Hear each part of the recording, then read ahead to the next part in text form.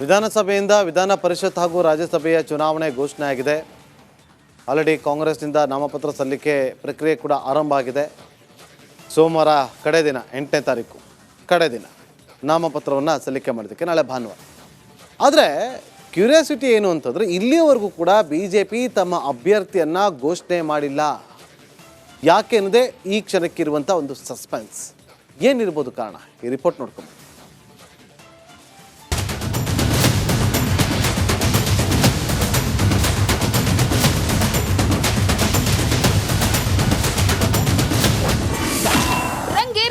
ಪರಿಷತ್ ಚುನಾವಣಾ ಅಖಾಡ.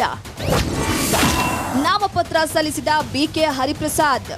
ವಿಧಾನಸಭೆಯಿಂದ ಮೇಲ್ಮನೆಗೆ ಚುನಾವಣೆಯ ದಿನಾಂಕ ನಿಗದಿಯಾಗಿದೆ. ಇದೇ ಜೂನ್ 18ರಂದು 7 ವಿಧಾನ ಪರಿಷತ್ ಸ್ಥಾನಗಳಿಗೆ ಚುನಾವಣೆ ನಡೆಯಲಿದೆ. ಜೂನ್ 8ರಂದು ನಾಮಪತ್ರ ಸಲ್ಲಿಸಲು ಕೊನೆಯ ದಿನವಾಗಿದ್ದು, ಕಾಂಗ್ರೆಸ್ ಪರಿಷತ್ಗೆ 5 ಅಭ್ಯರ್ಥಿಗಳನ್ನು ಕಣಕ್ಕಿಳಿಸಿದೆ. ವಿಧಾನಸಭೆಯಿಂದ ವಿಧಾನ ಪರಿಷತ್ಗೆ 7 ಸ್ಥಾನಗಳಿಗೆ ಚುನಾವಣೆ ನಡೆಯುತ್ತಿದೆ. ಜೂನ್ 8ರಂದು ನಾಮಪತ್ರ ಸಲ್ಲಿಸಲು ಕೊನೆಯ ದಿನವಾಗಿದೆ. ಕಾಂಗ್ರೆಸ್ನಿಂದ ಈಗಾಗಲೇ 5 ಸ್ಥಾನಗಳಿಗೆ ಅಭ್ಯರ್ಥಿಗಳನ್ನು ಘೋಷಣೆಯಾಗಿದೆ. ಬಿಕೆ ಹರಿಪ್ರಸಾದ್, ತಿಪ್ಪಣ್ಣಪ್ಪ ಕಮಕನೂರ್ ಇಬ್ಬರನ್ನು ಮುಂದುವರೆಸಿದ್ದು, PV ಮೋಹನ್ ಹಾಗೂ ಶಿವಣ್ಣ ಮಳವಳ್ಳಿ ಹಾಗೂ ವಿನಯ್ ಕಾರ್ತಿಕ್ ಸೇರಿ 3 ಹೊಸ ಮುಖಗಳಿಗೆ ಅವಕಾಶ ನೀಡಲಾಗಿದೆ ಎಂದು ಕೆಪಿಸಿಸಿ ಅಧ್ಯಕ್ಷ ಬಿಕೆ ಹರಿಪ್ರಸಾದ್ ಮತ್ತು ತಿಪ್ಪಣ್ಣಪ್ಪ ಕಮಕನೂರ್ ವಿಧಾನಸಭೆಯ ಕಾರ್ಯದರ್ಶಿಗೆ ನಾಮಪತ್ರವನ್ನು ಸಲ್ಲಿಸಿದ್ದಾರೆ. ಇವತ್ತು ನಮ್ಮ ಅಖಿಲ ಭಾರತ ಕಾಂಗ್ರೆಸ್ ಸಮಿತಿ ವತಿಯಿಂದ ರಾಜ್ಯಸಭೆಗೆ 3 ಜನ, ನಿನ್ನೆ ನಮ್ಮ ಅಖಿಲ ಭಾರತ ಕಾಂಗ್ರೆಸ್ ಸಮಿತಿಯ ಅಧ್ಯಕ್ಷರಾದ ಸನ್ಮಾನ್ಯ ಮಲ್ಲಿಕಾರ್ಜುನ್ ಖರ್ಗೆ ಸಾಹೇಬರು, ಇವತ್ತು ಪವನ್ ಖೇರಾ ರವರು ಮತ್ತು ಮನ್ಸೂರ್ ಅಲಿ ಖಾನ್ ರವರು ರಾಜ್ಯಸಭೆಗೆ ನಾಮಪತ್ರವನ್ನು ಸಲ್ಲಿಸಿದ್ದಾರೆ. ಮತ್ತು ವಿಧಾನ ಪರಿಷತ್ಗೆ ಪರಿಷತ್ಗೆ ಅಭ್ಯರ್ಥಿ ಘೋಷಣೆ ಮಾಡದ ಬಿಜೆಪಿ. ನಾಮಪತ್ರ ಸಲ್ಲಿಸಲು ಸೋಮವಾರವೇ ಕೊನೆ ದಿನ. ವಿಧಾನ ಪರಿಷತ್ 7 ಸದಸ್ಯರು ಸ್ಥಾನಗಳ ಪೈಕಿ ಬಿಜೆಪಿ 2, ಕಾಂಗ್ರೆಸ್ 4 ಸ್ಥಾನಗಳನ್ನು ಗೆಲ್ಲಬಹುದು. ಆದರೂ ಕೂಡ ಕಾಂಗ್ರೆಸ್ 5 ಅಭ್ಯರ್ಥಿಗಳನ್ನು ಘೋಷಿಸಿದೆ. ವಿಪರ್ಯಾಸವೆಂದರೆ ವಿಧಾನ ಪರಿಷತ್ಗೆ ಬಿಜೆಪಿ 2 ಅಭ್ಯರ್ಥಿಗಳ ಹೆಸರನ್ನ ಘೋಷಿಸಿಲ್ಲ.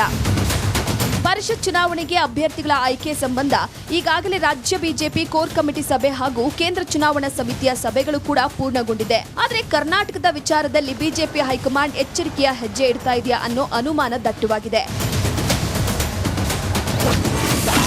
ವಿಧಾನ ಪರಿಷತ್ ಡಜನ್ ಹೆಸರು ಬಿಕ್ಕಟ್ಟು. ಇನ್ನು ವಿಧಾನ ಪರಿಷತ್ 2 ಸ್ಥಾನಗಳಿದ್ದು 12 ಜನರ ಹೆಸರು ಶಿಫಾರಸ್ಸಾಗಿದೆ. ಶಿಸ್ತು ಸಮಿತಿಯ ಅಧ್ಯಕ್ಷ ಲಿಂಗರಾಜು ಪಾಟೀಲ್ ನನಗೆ ಅವಕಾಶ ನೀಡುತ್ತಿದ್ದರೆ ಪಕ್ಷ ಬಿಡುವುದಾಗಿ ಹೇಳಿದ್ದಾರೆ. ಇನ್ನುಳಿದಂತೆ ಮಾಜಿ ಸಚಿವ ಎನ್ ಮಹೇಶ್, ಮಹಿಳಾ ಮೋರ್ಚಾ ಅಧ್ಯಕ್ಷೆ ಸಿ ಮಂಜುಳಾ, OBC ಮೋರ್ಚಾ ರಘು ಕೌಟಿಲ್ಯ, ವಿಜಯೇಂದ್ರ ಆಪ್ತಶರಣು ತಳ್ಳಿಕೇರಿ, ಹಾಗೆ ಹೈಕೋರ್ಟ್ ವಕೀಲ ವೆಂಕಟೇಶ್ ದೊಡ್ಡೇರಿ, ವಿಕಾಸ್ ಪುತ್ತೂರು ಹೀಗೆ ಅನೇಕರ ಹೆಸರು ಕೇಳಿ ಬಂದಿದೆ. 12ರಲ್ಲಿ ಯಾರಿಗೆ ಟಿಕೆಟ್ ನೀಡೋದು ಅನ್ನೋದೇ ಬಿಜೆಪಿಗೆ ತಲೆನೋವಾಗಿದೆ. Chandrashekhar, political bureau, Republic Kannada.